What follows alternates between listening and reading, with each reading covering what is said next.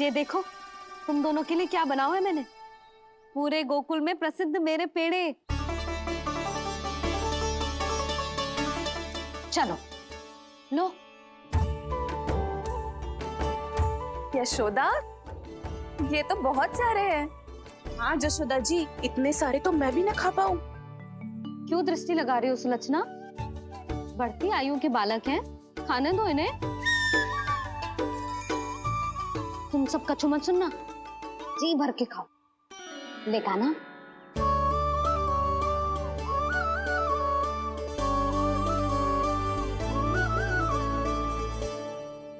हे नारायण, मैंने अपने कान्हा को जो सिखाओ है बस वे उसे स्मरण रखें और उसका पालन करें। ले और ले ले ले।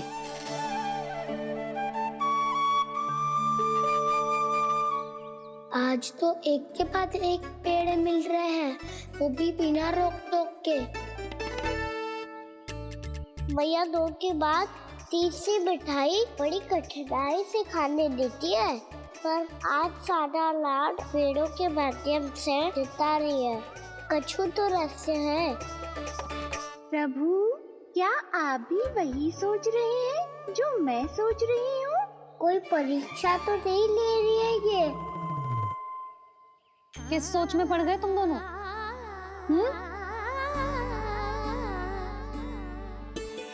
खाओ ना।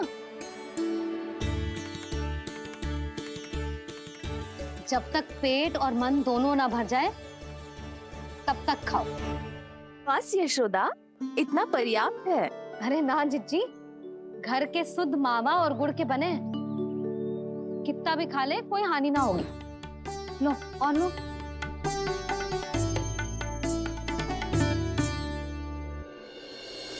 प्रभु, परीक्षा ही है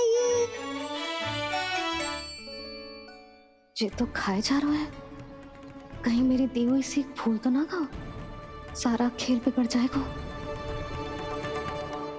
सदैव स्मरण रखियो लल्ला, लोग बहुत भयानक होते हैं, बहुत भयंकर।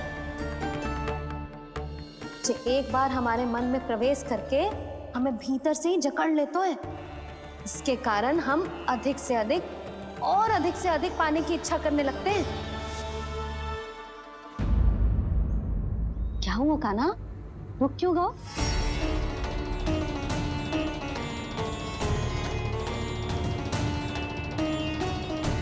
आपने तो सिखाया था मैया, जितनी आवश्यकता हो उतना ही लेना चाहिए, लोभ कभी ना करना चाहिए। बहुत बुरा राक्षस है लोभ।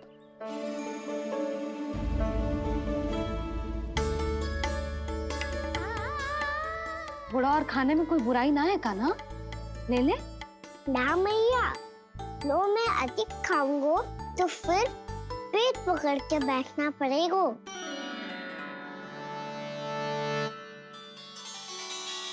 हाँ, मेरा भी पेट भर गया। कान्हा सही कह रहा है छोटी माँ, लोग बहुत भयानक राक्षस है। जो भी लोग के चक्कर में पड़ेगो वो बहुत बुरा फंसेगो। अच्छा जाओ, जाके खेलो तुम दोनों। मैया, ये पेड़ अपने सखाओं के लिए भी ले जाऊं मैं? हाँ लल्ला, ले जाओ अवश्य।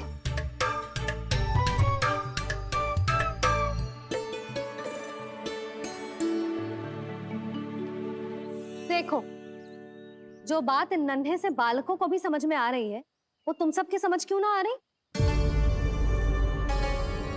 यशोदा जी, तनिक खुल के बोलो। जब बसंता खाने के बाद भी हलवा खाने का हट करतो है तो उसे मना क्यों करती है? इसीलिए ना, ताकि स्वाद के लोभ में उसका स्वास्थ्य ना बिगड़ जाए। और उज्जवल, जब भरी दोपहरी में बाहर खेलने का हट करतो है तो तू उसे मना क्यों करती है? इसीलिए ना कि खेल के लोभ में उसे लू ना लग जाए। हाँ, और पुराण पढ़ना तो अच्छी बात है ना। तो श्री रामा जब रात में दीप के प्रकाश में पुराण की कथाएं पढ़ना चाहते है तो क्यों मना करती है, उसे बता। ताकि कथाओं के लोभ में उसकी दृष्टि खराब ना हो जाए जीजी। तो इसका अर्थ तो यही है ना कि लोभ चाहे पेड़ों का हो, चाहे पुराण की कथाओं का हो, या फिर अधिक धन अर्जित करने का हो, लोभ सदैव हानिकारक ही होता है। जे बात तुम ही सब ना समझोगी तो अपने बालकों को कैसे समझाओगी? बोलो। हम सबकी मैया यहाँ क्यों आई है? डांट पड़ी क्या? चौरी विद्या प्रसारण टोली के बारे में सबको पता चल गो क्या? चिंता के चने चबाना छोड़ो और ये पेड़े खाओ। भीतर और भी गंभीर समस्या पे चर्चा चल रही है। कैसी समस्या? लोग की भयानक राक्षस की समस्या। व्यापारी जी, नंद जी ने कल सभा बुलाई थी और आज रानी यशोदा जी ने सारी स्त्रियों को अपने घर पे बुलाया है। तो आपको नहीं लगता कि हमें कुछ करना चाहिए? करना तो चाहिए गुप्तचर। सबसे पहले हमें हाट जाकर गोकुल वासियों की प्रतीक्षा करनी चाहिए। सूर्यास्त से पहले वो सारे मूर्ख वहां आने वाले हैं, मेरे सामने नारायण के नाम का प्रण लेने। उन्हें चाहे कोई भी कितना भी समझा ले बुझा ले, उससे कोई अंतर नहीं पड़ेगा गुप्तचर। हमारा वास्तविक धन क्या है? दूध, घी, दही, माखन, यही ना? हाँ, तो श्री नारायण की कृपा से तो हमारे पास इसकी कोई कमी ही ना है। तो हम सब तो पहले से ही धनवान हुए ना। तो फिर जे गोधन अपने परिवार और संतान में बांटने के बाद जो भी बचतो है वो तो हाट में बिखी जातो है ना।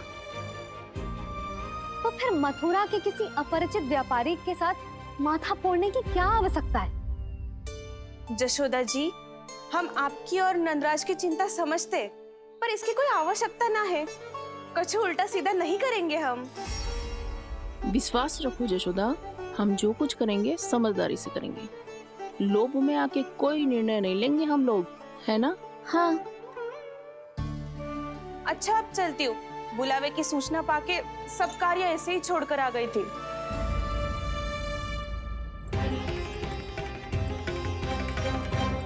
अब किसको घेलियो? लोभ के भयानक राक्षस ने। ये तो तभी पता चलेगा जब वो सब बाहर आएंगी। तब तो सबको बहुत ध्यान से देखना पड़ेगा।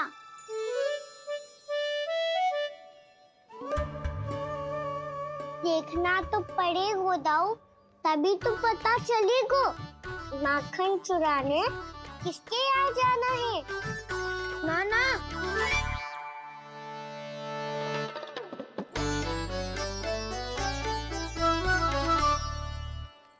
लोग का राक्षस तो उनके पास दिख ना रहे हुआ है।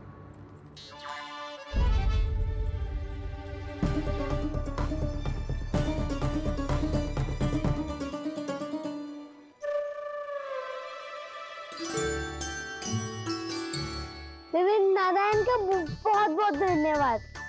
कान्हा, मेरी मैया को घेर रहे है क्या उस राक्षस ने? यशोदा भाभी और नंद भैया कितने चिंतित थे ना। पक्का कछु ना कछु कारण तो अवश्य होगा। हाँ, मुझे भी सच लग रहा है कि धनवान बनने के चक्कर में मैं तनिक ज्यादा ही लोभ में पड़ गई थी। नहीं, बस गए। और मेरी मैया दादी, उनका क्या गाना? बहू, सुलक्षणा की जैसे ढेर सारा धन कमाने के चक्कर में लोभ में तो ना आ रहे ना हम। हे नारायण, बहुत कृपा है आपकी। लगता है लोभ का राक्षस किसी को अपनी चपेट में नहीं ले पाया। लेता भी कैसे दाऊ? मेरी मैया ने जो समझायो है। क्या लगता है यशोदा, इन्हें समझ आया होगा? आशा तो यही है, और अब भी ना समझी तो फिर तो नारायण भी ना समझा सकते। हम सब मिलेंगे दोपहर में। तो क्या तू तब निश्चित करेगो कि आज किसके यहाँ जाना है माखन? आज कोई माखन चोरी नहीं होगी। क्षमा करना राव, भैया के का समझाने के बाद भी जिसके समझ में कछु ना आई हुई थी उसके घर चोरी तो करनी पड़ेगी आज।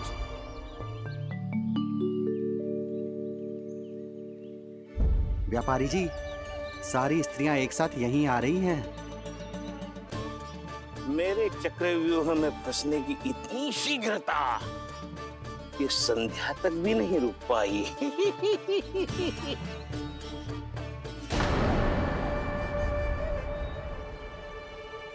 पर ये आपके तरफ ध्यान क्यों नहीं दे रही हैं? लगता है गोकुल की रानी ने इनको पाठ पढ़ा ही दिया।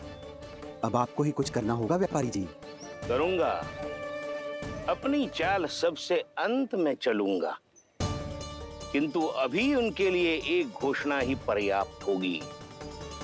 तुमने सबको सूचित तो कर दिया है ना कि सबको अग्रिम धनराशि मिलेगी, वो भी दूध, दही, माखन, घी बेचने के बाद नहीं, वो पहले ही मिला करेगी। वो भी केवल एक दिन की नहीं, पूरे सप्ताह की।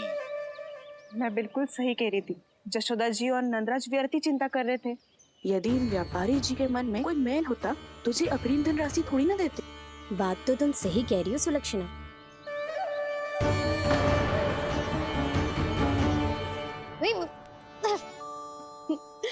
कितनी शरारत करते है तू? काजल लगाने दे मुझे। भैया पहले मुकुट लगाओ ना।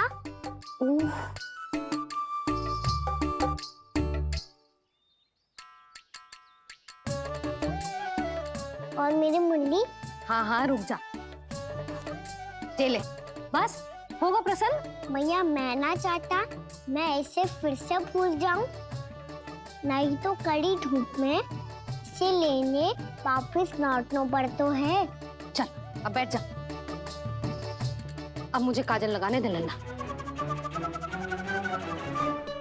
भैया इतना सारा काजल मत लगाओ, छोटा सा बालक लगता हूँ मैं। आहा, नखरे तो देखो, इतना सज धज के तो तेरे बाबा भी ना जाते बाहर, दृष्टि लग जाएगी नल्ला।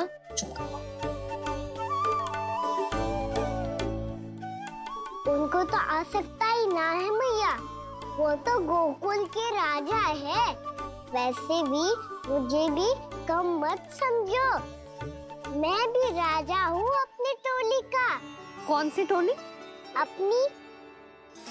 ये क्या कर रहे हैं प्रभु? बता, कौन सी टोली? बालकों की टोली मैया, मारी खीर वाली टोली का।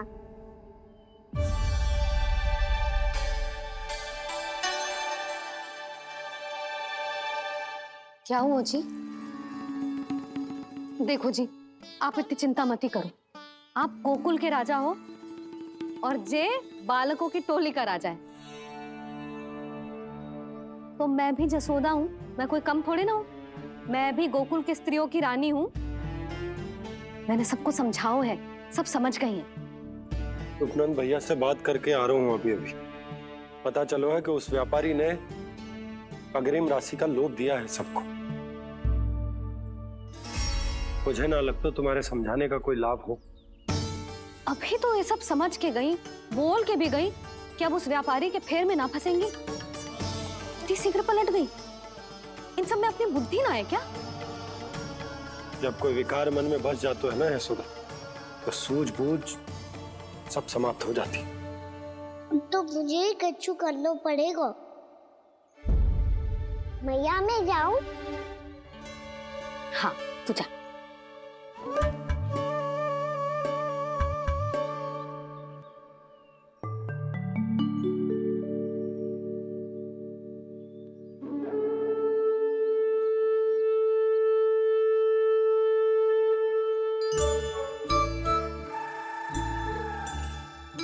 बहुत बड़ी समस्या हो गई है सखाओ। कैसी समस्या? लोभ का भयानक राक्षस कहीं ना गए हो, वो अभी भी यही है। मुझे पता था, और इसका सबसे अधिक प्रभाव तो मेरी मैया और दादी पर ही हुआ है। तुम सच कह रहे हो उज्जवल, हाँ, अरे कछु ना बलदाऊ, जे बड़ बोला तो ऐसे ही बात करते रहेगा बड़ा चढ़ा के। बड़ा चढ़ा के नहीं बोल रहा हूँ मैं। आज से घर पे दूध दही माखन घी सिर्फ एक बार ही मिलेगा। पर क्यों? ताकि अधिक से अधिक दूध दही माखन घी बचाकर उस व्यापारी को 2 गुना मूल्य पे बेचा जाए। इतने से तो काम ना चलेगा। उस सुलक्षणा से, और मैं तो कहूँ सुलक्षणा से ही क्यों, पूरे गोकुल में सबसे अधिक धनवान बनना है तो और माखन जमा करना पड़ेगा। हाँ हाँ मैया, लाओ मैं से ऊपर रख देती हूँ। चोरी चुपके से खा तो ना जाएगी ना? तेरी घबराहट बता रही है कि घर से निकलने से पहले तूने थोड़ो माखन तो खाया है। सच्ची बोल। ना ना मैया, मैं क्यों माखन खाऊंगी? मैं भी तेरी मैया हूँ लाली, माप के रखो तो मैंने।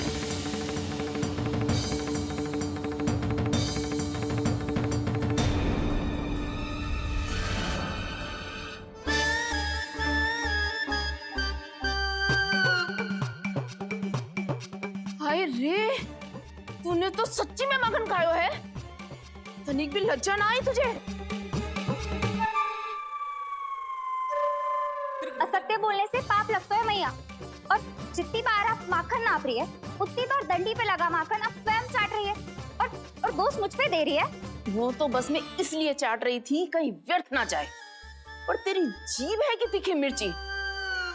एक तो मैया से बहस करती है और चोरी चुपके स्वयं खा के मैया पे दोष भी धरती है। हे नारायण, कैसी बहू दी है मुझे। जा, दूर हो जा मेरे कक्ष से।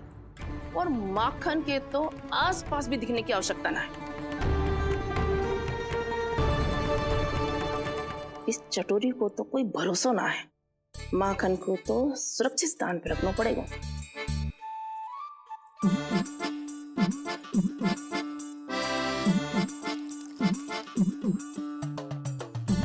यदि बहू ने अब मटकी उतारने को प्रयास किया तो अचानक पानी गिर जाएगा और घबरा के वो चिल्लाएगी और मुझे पता पड़ जाएगा। मैया,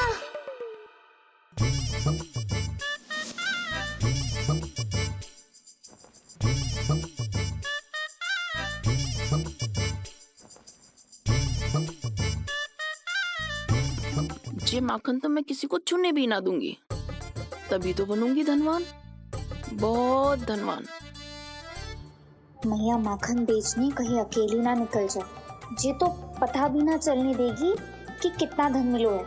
इन्हें अकेली धनवान ना बनने दूंगी मैं भी बनूंगी धनवान, बहुत धनवान। पहले तो जब चाहे तब भरपूर माखन खा सकता था, पर अब दोनों तो ऐसे संभाल के रखती हैं कि जैसे माखन की मटकी ना स्वप्न का कलश हो। मेरे यहाँ भी ऐसा ही हो रहा है। नारायण का बहुत बहुत धन्यवाद। नंद जी और जशोदा जी की बातों में आने से पहले ही सत्य का पता चल गया।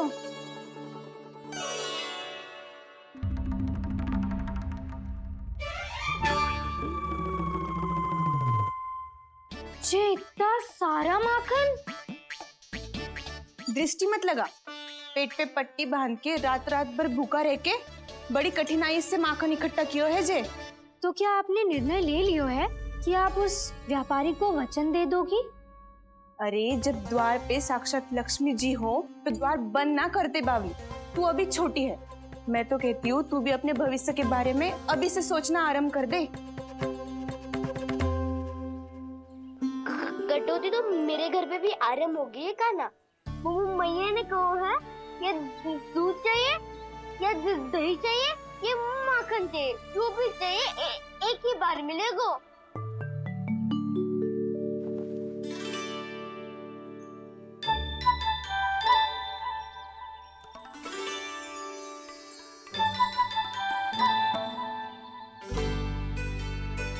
तब हमारी टोली को ही कुछ करना पड़ेगा।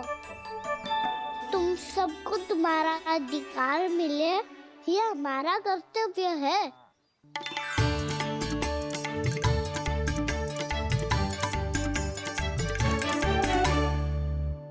अब हम कछु ना कर सकते यशोदा।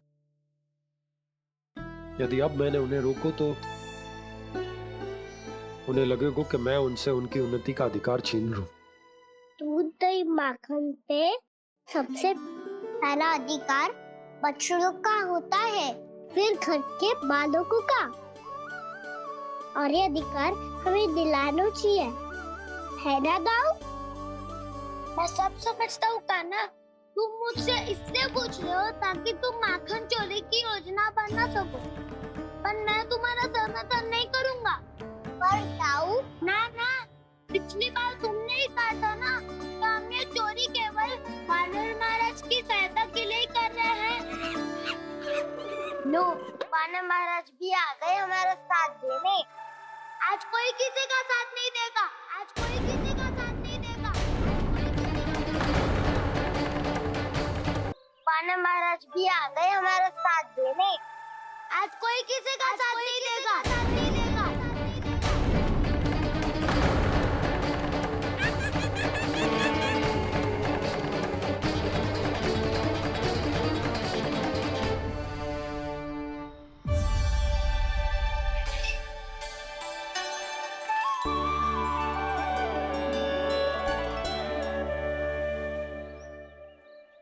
उस दिन इनके भूख मिटाने में आपने साथ दिया था ना, तो है ये उसी लिए धन्यवाद देने आए हैं।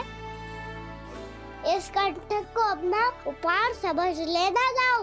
तब तो वानर महाराज को धन्यवाद और ये उपहार तुम्हें देना चाहिए का ना। और हाँ, इससे मेरा निर्णय नहीं बदलेगा।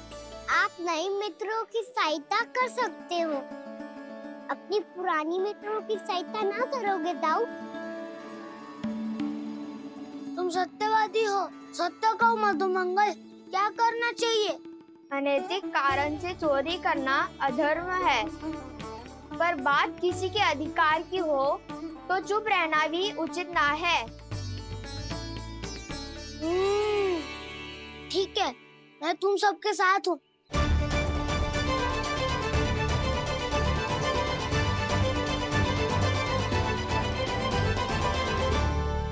देखो जी, इन भोले भाले बालकों को ये भी ना पता कि इनके मैया बाबा कितनी बड़ी भूल करने वाले हैं। तो बता ना, किसी घर से आराम करना चाहिए हमें? वसंता, ना मेरे घर से ना। उज्जवल, मेरे घर तो असंभव है कान्हा। मेरी मैया और दादी किसी योद्धा से कम ना है। आग गड़ा के दिन रात सुरक्षा करती है मटकी की। नन्ना मुरली इधर ही छोड़ गए, मैं देख के आती हूँ जी।